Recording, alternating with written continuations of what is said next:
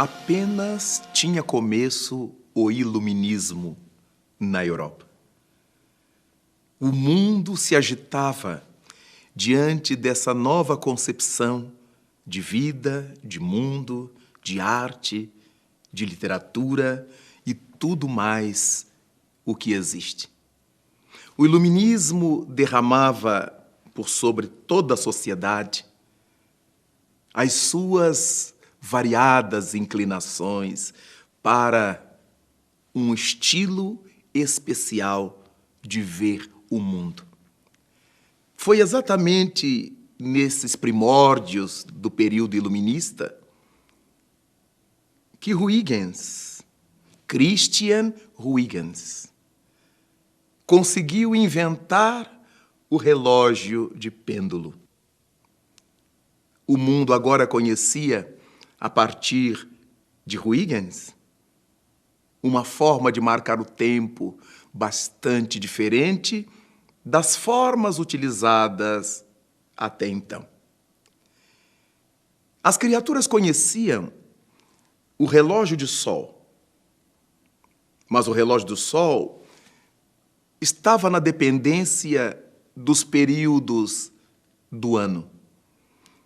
Naqueles períodos em que o dia era mais amplo, tínhamos um determinado número de horas marcado pelo relógio de sol. Nas quadras invernais, quando os dias são menores, já estava prejudicada a leitura por meio do relógio solar. Huygens teve essa ideia de inventar um artefato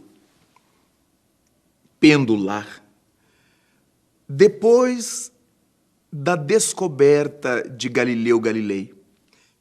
O notável gênio Galileu, observando um pêndulo que pendia de uma coluna e que se movia no seu movimento, deu-se conta, depois de observar delongadamente, que o período desenvolvido pelo pêndulo, o tempo que o pêndulo levava do centro de equilíbrio a uma das extremidades do seu movimento, a outra, era sempre o mesmo. E esse equilíbrio pendular fez com que Galileu fosse o grande descobridor dessa peculiaridade dos pêndulos. E essa peculiaridade dos pêndulos permitiu a Christian Huygens a construção do primeiro relógio pendular.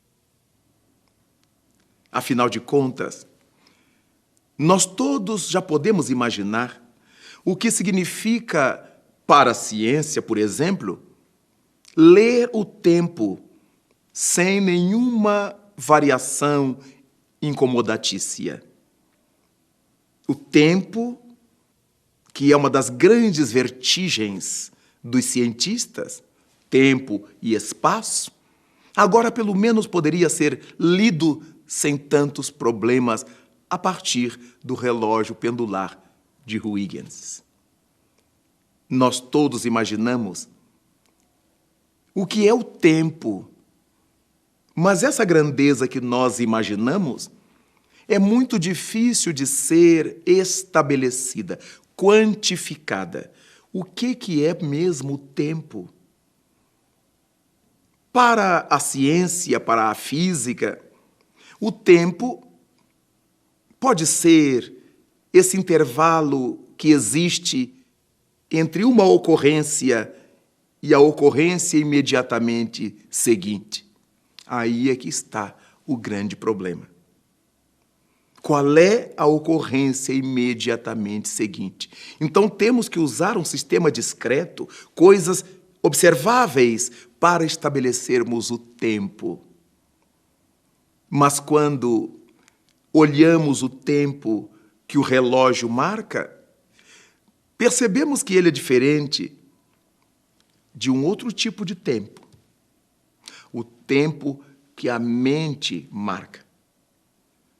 Basta lembrarmos de que quando saímos de férias, por exemplo, As nossas férias já foram devidamente vividas, gozadas na nossa intimidade. Já sabemos como serão as nossas férias ainda não desfrutadas. Dizemos, por exemplo, terei férias no fim do ano. Vou passar tantos dias com vovó, viajarei para tal lugar, comprarei tal coisa e quando chegar em casa, começarei as obras. Ora, na nossa cabeça, já usufruímos as férias, já fomos, já voltamos, mas agora temos que esperar todo o trajeto do relógio físico, que estabelece o calendário. Então, já nos damos conta de que existe um tempo físico que o relógio marca e um tempo psicológico que nós marcamos em nossa intimidade.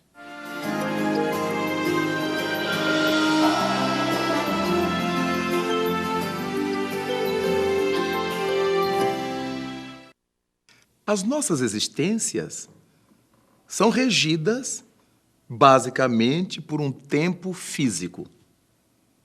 Nós nascemos e a partir daí conta-se o nosso tempo. Comemoramos as datas a partir dessa contagem. Comemoramos o primeiro aniversário de nossa criança, o segundo, o terceiro, o 10º ano dessa criança. E vamos assim marcando de ano em ano o tempo em que se vive no corpo físico. Ao mesmo tempo, o corpo físico vai assinalando a passagem do tempo por ele, pelas suas transformações. A criança que não falava, passa a falar. Que não andava, começa a caminhar.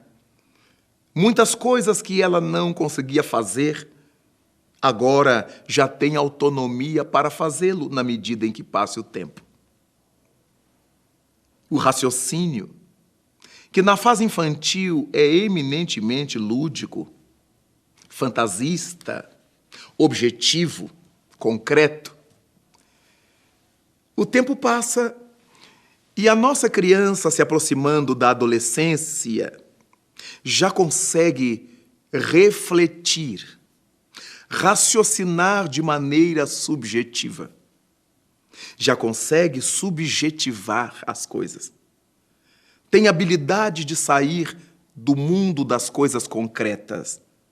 O mundo representado somente pelas coisas que vemos, que tocamos, que cheiramos, que comemos, para imaginar de forma ordenada, de forma raciocinada.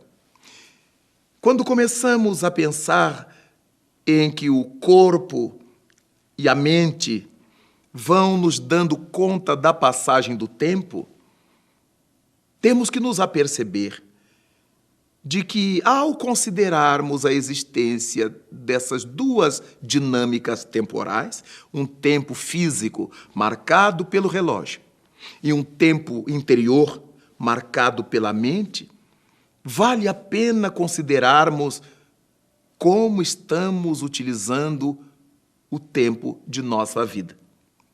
Como é que estamos utilizando esse tempo pelo qual passa o nosso corpo?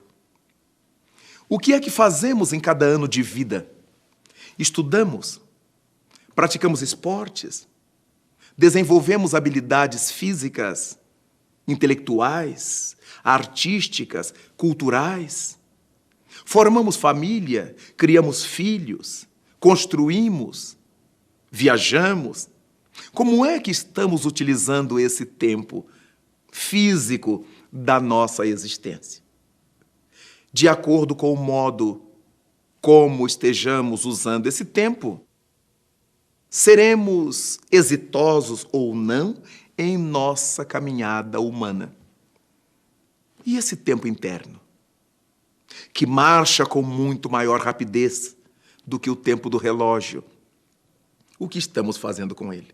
Quanto tempo ocupamos de nossa mente pensando em coisas boas, pensando em coisas más, maquinando a traição, o crime, a desordem, a balbúrdia, a desestabilização dos outros? Quanto tempo levamos engendrando a melhor maneira de acudir às crianças que estão soltas e sem ninguém nas ruas? Os velhos que estão abandonados nas sarjetas, à míngua. Essa juventude drogadita que vagueia pelas madrugadas entre picadas, pós, copos e sexo. O que é que a nossa mente consegue elaborar que possa vir em benefício dessas criaturas? Qual é o livro que estamos pensando em escrever? Qual é a música que queremos cantar? Quais os tipos de assuntos que valorizamos? Qual é o teatro que eu gosto? Os filmes pelos quais me apaixono? As letras e as músicas que me comovem? O que é isso que dinamiza o meu mundo interior e que me dá forças para viver? Quais os amigos que eu tenho? Que esforço eu faço para conquistar amigos? Como é que eu os preservo? Como é que eu sou amigo dos meus amigos? Como é que eu trato minha esposa, meu marido, meus filhos, meus pais?